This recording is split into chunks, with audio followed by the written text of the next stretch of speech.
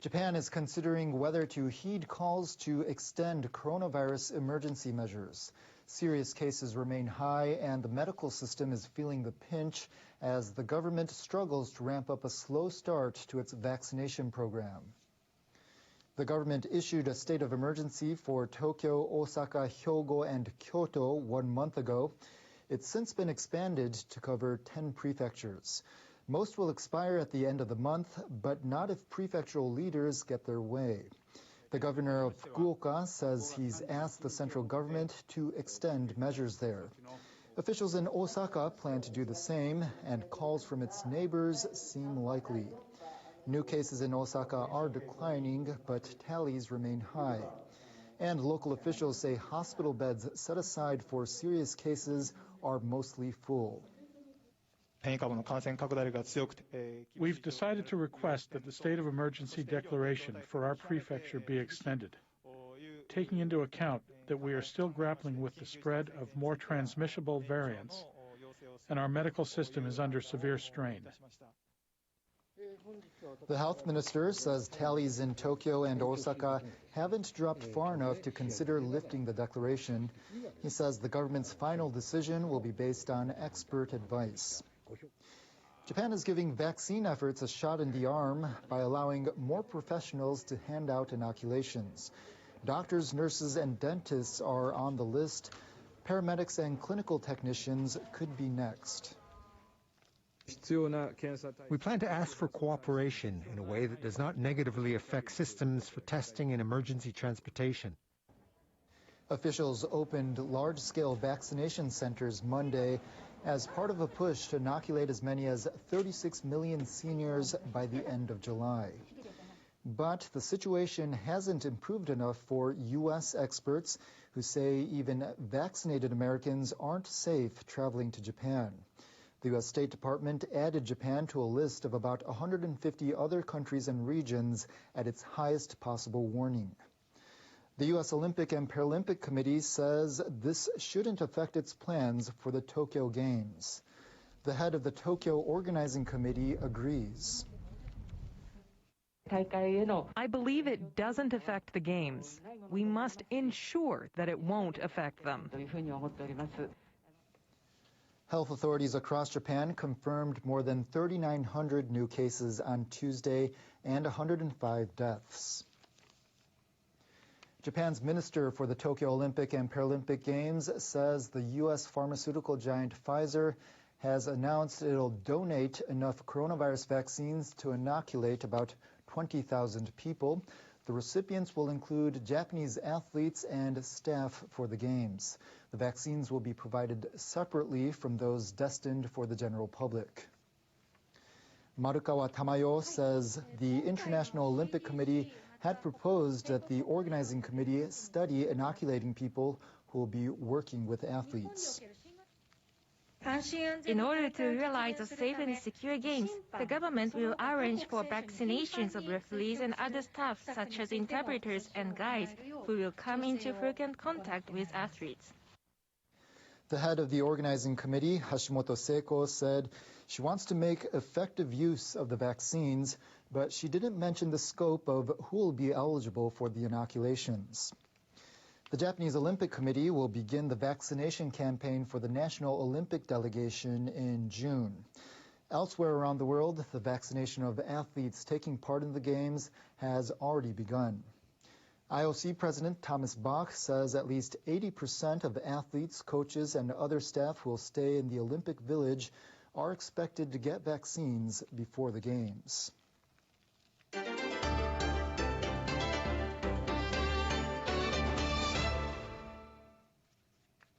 Belarus is facing growing international backlash for diverting a flight to the capital and arresting a dissident journalist.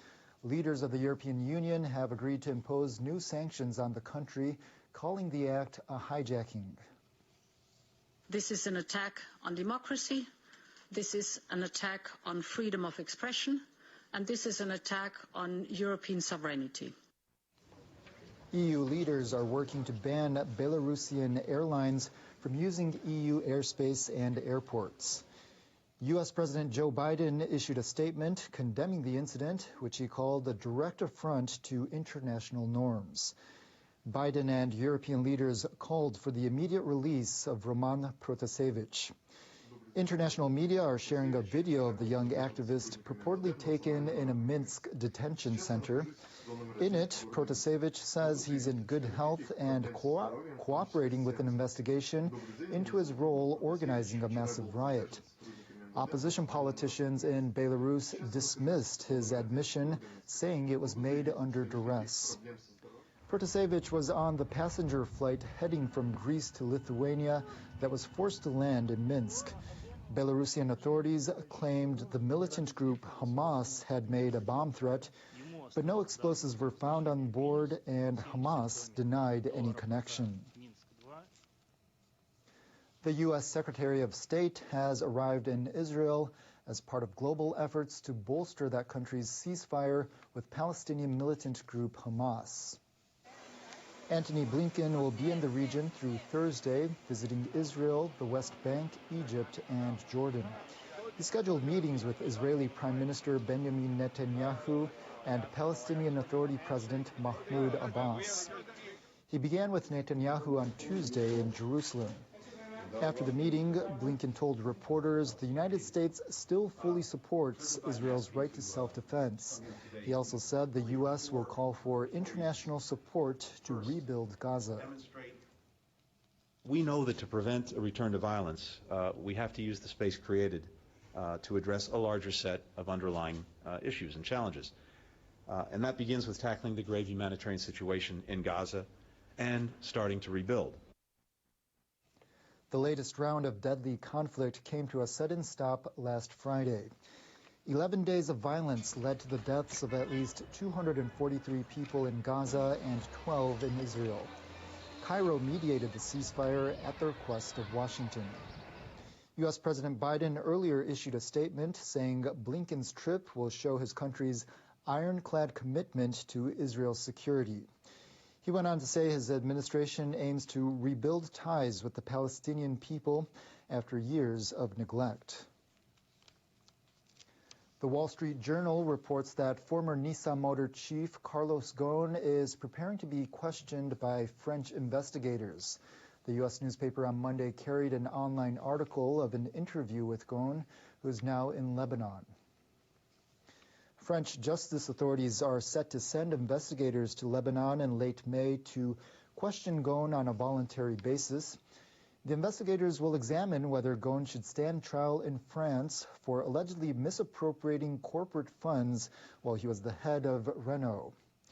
The Wall Street Journal quoted Ghosn as saying he has prepared for the meeting in sessions with his lawyers that have lasted for hours. He reportedly said that he was looking forward to it. Ghosn was indicted in Japan on charges of financial wrongdoing while he was the head of Nissan, but he fled to Lebanon in 2019 after jumping bail.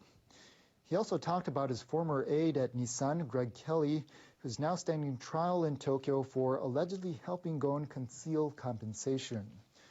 Ghosn said his former aide is being unfairly prosecuted and cited Kelly's long-running case as another reason justifying his decision to flee. A group of Japanese doctors is preparing to launch the country's first sperm bank. NHK has learned they plan to begin accepting donations within weeks. About 6 registered facilities in Japan are currently accepting patients for artificial insemination.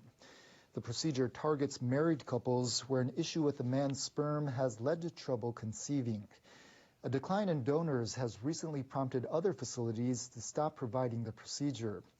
The issue comes as Japan deals with a declining birth rate and aging population.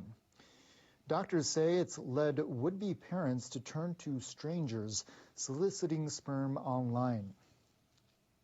It wouldn't be clear if the sperm is really from the donor or if the donor has a genetic disease. It also isn't checked for infectious diseases, so it's extremely risky to use that sperm. The new sperm bank aims to provide a safe option where all samples are screened. Donors can choose whether to give out any personal information to prospective parents. Doctors aim to provide 500 sperm samples to medical institutions every year. People across Japan are awaiting the first total lunar eclipse in nearly 3 years to occur on Wednesday night.